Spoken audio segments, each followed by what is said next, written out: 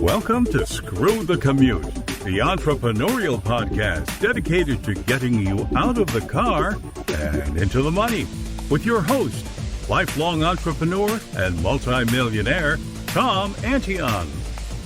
Hey everybody, it's Tom here with episode 319 of Screw the Commute podcast. Hey, if you hear some rumbling in the background, there's a big thunderstorm coming, but the show must go on.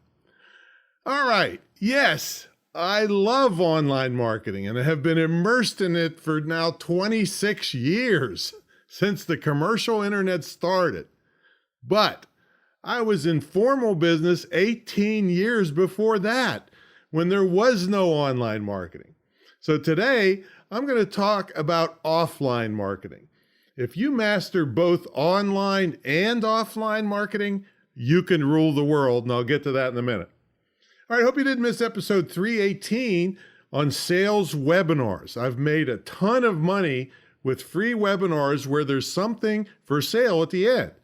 And then I've played the replays sometimes for years. Now, in that episode, I give you the exact structure of how I made money with these, so you'll be able to replicate it. So how would you like to hear your own voice here on Screw the Commute? Well, if the show has helped you out at all in your business or given you ideas to help you start a business, we want to hear about it. Visit screwthecommute.com, and then on the sidebar, there's a little blue bar that says send a voicemail. Click on it, talk into your phone or your computer, tell us how the show's helped you, and hey, put your website on there too so we can get a big shout out in your own voice.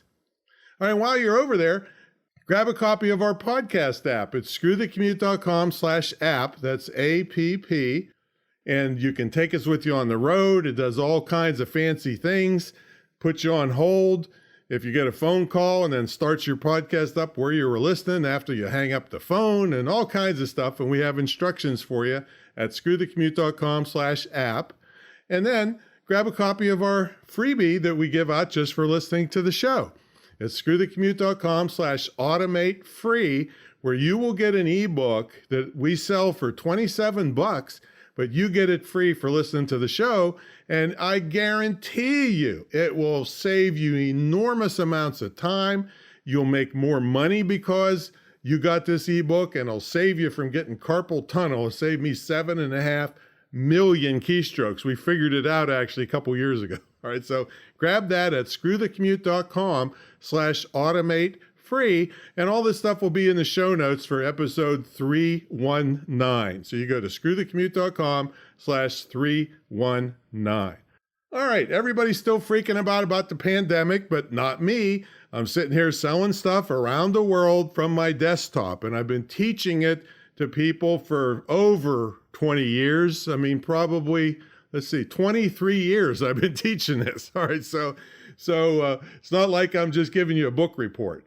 And I formalized my training in two ways. One is my mentor program, and the other is my school. It's the only licensed, dedicated internet marketing school in the country. You can attend. It's distance learning, so if you can hear my voice and have an internet connection and can speak English, you can attend this school. You can be making money literally in a few months long before you even graduate. I mean, that's the kind of school it is. It's a hardcore skill-based school that teaches you things that are in high demand. Every business on the face of the earth needs internet marketing stuff. Email marketing, text marketing, shopping cart systems, blogging, all this stuff, video marketing. It's all in there, the nuts and bolts things that I use every day to make a fortune online. So check it out at imtcva.org, either for yourself, or maybe you have kids or grandchildren that you don't want them stuck in debt and having crap jobs at Starbucks, right? So check it out, give me a call, and we can discuss it. All right, let's get to the main event, offline marketing. Now, we're going to discuss offline marketing of your website, which means all the things that really aren't electronic. Some of them have electronic aspects to them, but they're really not online web kind of stuff. And some of them are going to sound like no-brainers, but what I want you to go back and look through everything written about you and see if it's pushing people to your website. We're going to start out basically with business cards and stationery.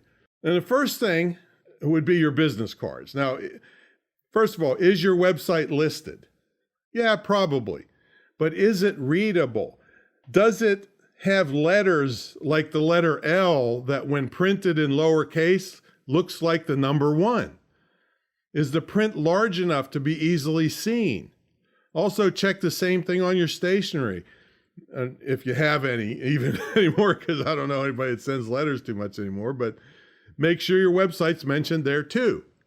And have you used techniques to force people to keep close tabs on your cards so that when they get home, they will absolutely want to visit your website?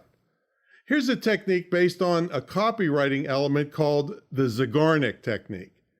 Bluma Zygarnik was a Russian psychologist and psychiatrist who identified the principle of the human mind, that the human mind cannot stand unfulfilled curiosity. So we can use this on our business cards. So you put something, let's say, of great interest to someone in your target market. Let's say you're a realtor. You put something on the back of your card that says, "Do you know the secret of saving an additional 1% interest on your next mortgage?" Well, visit sallysellshomes.com/secret to find out. Well, people can't help but want to know the secret, so they will visit your website to find out. And then maybe you can make them opt in or just display all your services and credentials and testimonials once they get there. At any rate, your business card got you a website visit by a prospect instead of your card just being thrown in a drawer and ignored like most of them are. All right, let's jump to voicemail. What about your voicemail messages? If it's voicemail, then somebody is calling you that wants something. Maybe information on your services. Maybe they're ready to buy right then. And they usually want it now. That's with capital N-O-W, okay? Because that's the way the world is. So if you don't mention your website where they can go get what they wanted, they're not going to wait around and get frustrated. They're going to call me, okay, or somebody else that sells what you sell. So go to your voicemail message and make sure your website is mentioned on it. Also, spell it out so it's very clear. Like if they're calling for certain stuff, I'll say that's Antion.com, Antion.com, all right? Now, the entire mention might go something like this. For immediate information on our products and services, please visit our website at Antion.com. That's Antion.com. Thanks for calling. Something like that, all right? That'll make you money because it's out there advertising for you and letting the people get the information they need while you're busy doing other things. Now, here's another thing that drives me crazy about voicemail. I hear it all the time. The voicemail says, "I'll get back to you at my earliest convenience." What? Your earliest convenience? That's terrible. That's like saying, well, it's kind of putting me out and bothering me to call you back, but heck, I guess I will when I got nothing better to do. Okay, that's what it sounds like to the visitor or the caller. Mine says, "I'll get back to you as soon as humanly possible." What message does that send? It says, I'm going to take care of you, not me. I also mention one of my websites on virtually every phone call into my office.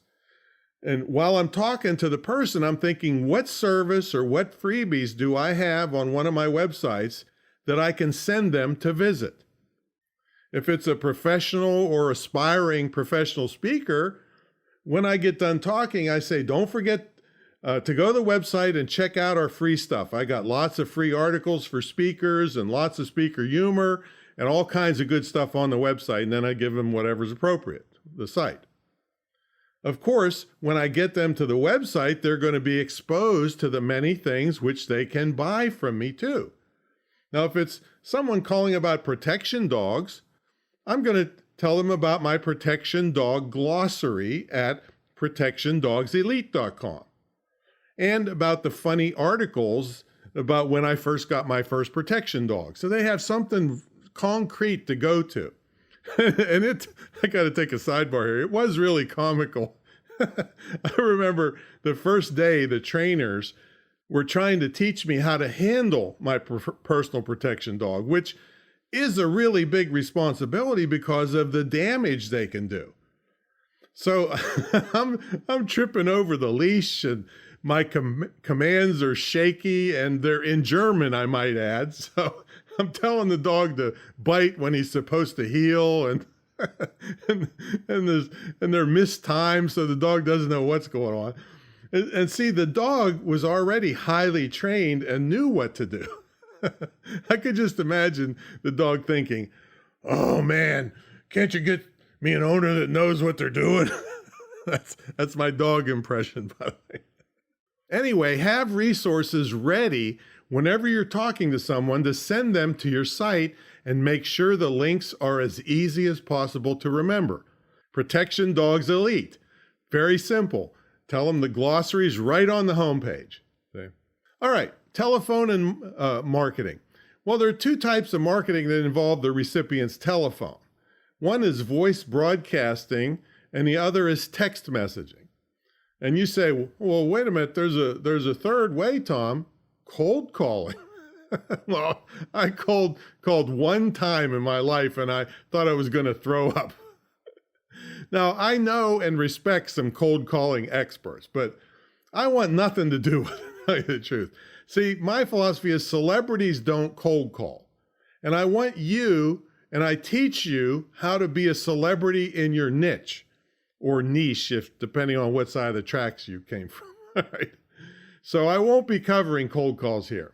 Now, for voice broadcasting, I use a service called automaticresponse.com. Now, I don't use this too often because when I first did it, I got some complaints that it was too intrusive. Overall, though, it was very effective and people could opt out of the broadcast easily.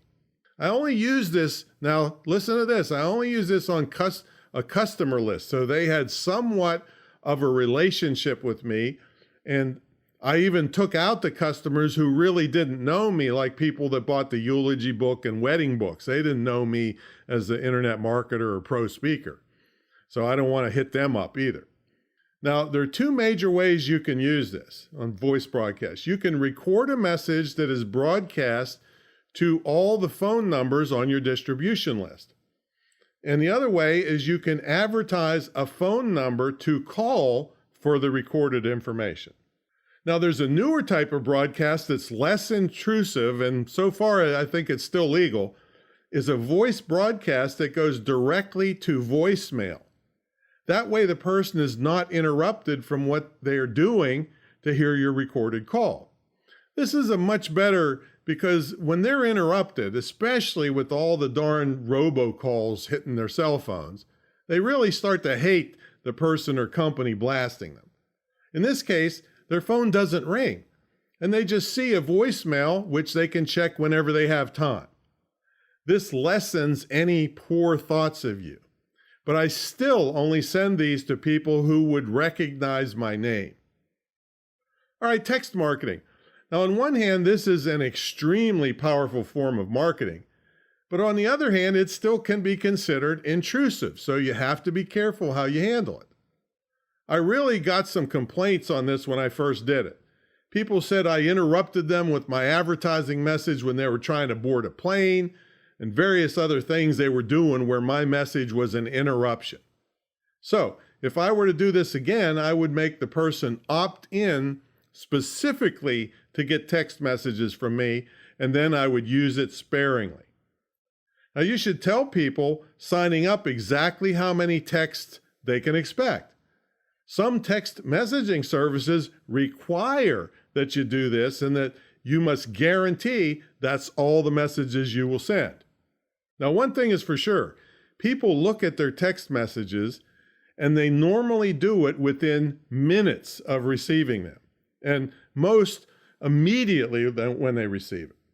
Now, they might wait a week or more to check their email. They may never check it at all, or they may check it sometime whenever they feel like it, but not text. They check it right now. Now, I don't want you buying a list of phone numbers and spamming text messages to the people, all right? That's a great way to ruin your reputation. Make them opt in and know what they're getting. Now, you can send as many as you want as long as the receiver has agreed to it. Since text broadcasting is not free, I mean, you might have to pay per message sent, so it can get pricey. So you should be judicial in how many text messages you send and make sure you're getting a return on your investment. Plus, for most professional people, too many promotional text would get aggravating. And you can actually sell text messages. You could sell daily inspiration messages or your daily weight watching reminder or whatever short message you have. I could probably sell public speaking tips or internet marketing tips.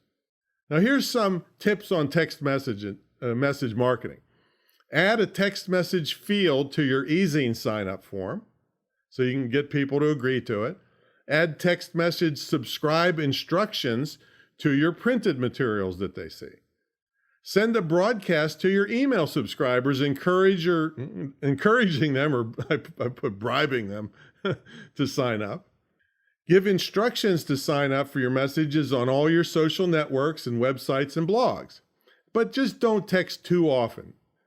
Make sure you don't text anywhere near sleeping hours. Also, this may be difficult if you do business worldwide.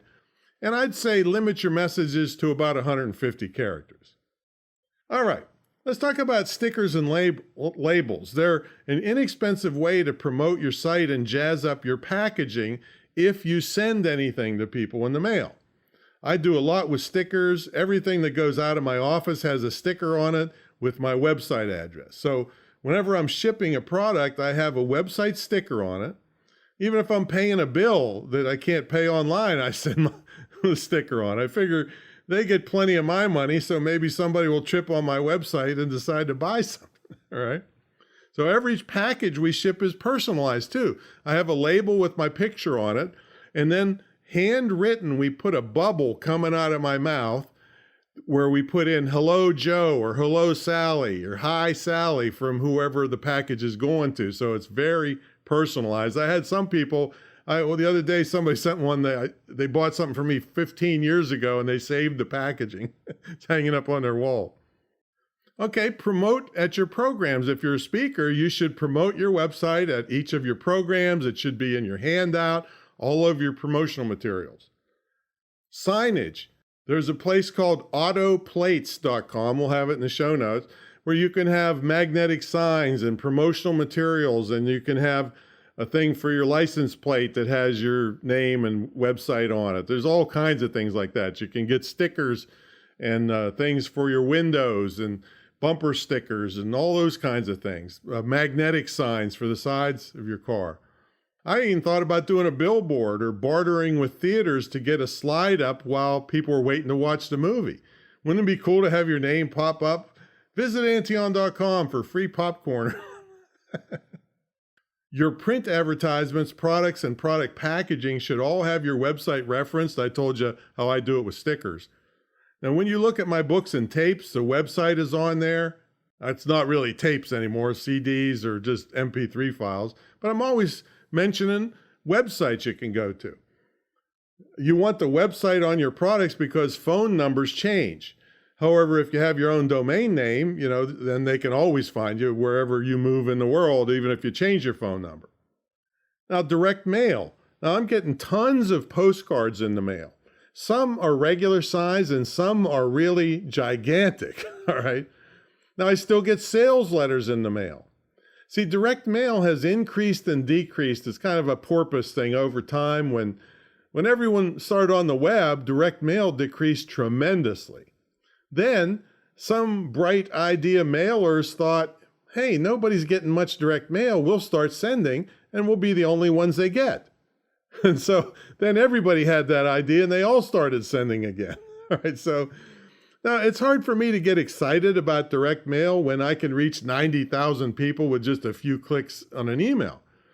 But if you're good at it and you can get good at it and make it pay, I'm all for it. It's just another way to reach people. You just have to realize it's a lot more hassle and time consuming because you have to design the piece, pay for postage, get it shipped, all these things, So it's more hassle, but a lot of people have made a lot of money doing it. Now, advertising specialties like mouse pads, mugs, pens, monitor screen cleaners, and all kinds of things can be printed with your web address listed, and you can give them away. I'm not sure how well these items pay off. And I mean, if I were to use this method, I'd want something that was designed to be near a phone or a computer so that when someone looked at it, they could immediately go to the web and visit my site. I get a lot of my stuff at Stam Online, STAM online.com, and it'll be in the show notes. You can also set up an entire store of this kind of stuff for free at places like Cafe Press and Zazzle.com. And places like this let you upload your graphic or logo and they will print it on demand. So none of this stuff exists until somebody buys it. Then they print your logo on it or your whatever t-shirt saying, or like I said, they have mugs. We had a mug that said, "I stole this from Tom Antion's house," because people come here for the retreats. So they claim to have 1 million different products, and you can make your own store and drive people to that with no inventory and then get paid for it. Now, free offline publicity. You can get tons of website visitors by writing articles for trade publications and doing radio and TV interviews. Now, and podcasts too, of course. Now, don't overlook this very powerful way to get people to visit your site. I co-authored a book on this very subject with Joan Stewart. She's known as the Publicity Hound, okay? And you can check it out and get a free sample and table of contents at antion.com/publicityhound, capital TOC.htm. Again, it's in the show notes. You don't have to memorize that. The title of the book is How to Be a Kick-Butt Publicity Hound, and it's how I've gotten on radio and TV all over the world, even long before the internet was around. All right, now this next one I'm going to mention is a pain in the neck, but it can't, as long as it's still available, you can do it. It's called Leased Access TV. See, the government has demanded that cable systems give a special rate to just regular producer people like us. But the cable companies hate it because the rate is so much cheaper. For instance, I ran a show in Phoenix, Tucson, where they had 1 million subscribers to the one cable system there. After midnight, the regular cost for the time was $760. I paid $115. Okay.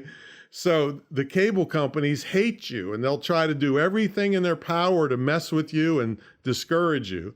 So sometimes you have to write a letter to the FCC complaining about them, and then they'll get in trouble and fined if they don't take care of you. So, but anyway, it's called Leased Access TV. Haven't done it for a while, but it is a hassle, but it can get you on TV really cheap. Some smaller cable systems, you could run a half-hour show for like $15, so it may be worth it to you, so to check it out.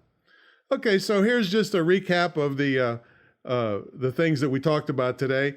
Business cards and stationery, voicemail, text messaging, mention stuff on every phone call, stickers and labels, promote at your programs and in your handouts, signage on your cars or wherever else you could put a sign, print ads, packaging of your products, direct mail, advertising specialties, free publicity, and leased access TV. So there's lots of places that you may be totally ignoring right now, or at least not doing them as good as you could. Like, for instance, the business cards. Do you have a Zygarnik technique on there to make sure people will drive to your website? So if you want help with any of this or all of this, and check out greatinternetmarketingtraining.com. This is my mentor program. It's the longest running, most successful ever online and or on internet and digital marketing. But see, once you have me in your corner, I don't get my big money unless you make a lot of money with the way it's structured. So I'm going to help you with whatever I can, offline, online, professional speaking, whatever it takes to get you successful. And nobody at my level will even talk to you, let alone help you one-on-one. Plus, we have a whole team of subject matter experts that you can make appointments with for YouTube and social media and websites and shopping carts and all this stuff. So they're available to you one-on-one during my program. And if you have a legitimate assistant that's working on your stuff, they can contact me and your people on your behalf. See, so it's just an amazing program. There's none ever been like it, ever. So check it out at greatinternetmarketingtraining.com. It has lots of unique features like an immersion weekend to the retreat center. We shoot video of you in our studio and all kinds of other perks. So check it out at greatinternetmarketingtraining.com, and I'll see you on the next episode.